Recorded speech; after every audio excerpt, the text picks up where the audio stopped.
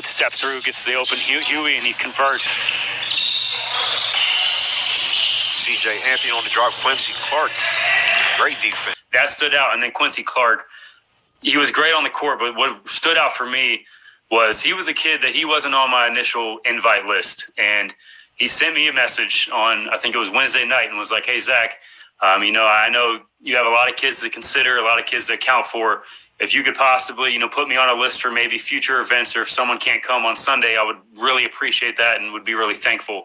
And literally, I think this is how karma works, because an hour later, a kid who's a guard couldn't come to the event because he was on vacation. I gave that spot to Quincy.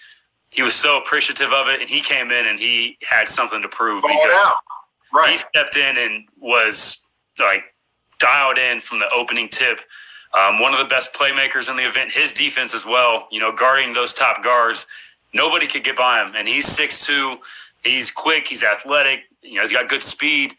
That really stood out. And then, again, his playmaking ability. He was able to beat guys off the dribble, creating space, knock down a lot of tough shots off the bounce. So that was a kid, very limited recruiting activity. And just since that event, he's been contacted by VMI. He's got a call with them here in about 30 minutes, talking to their head coach.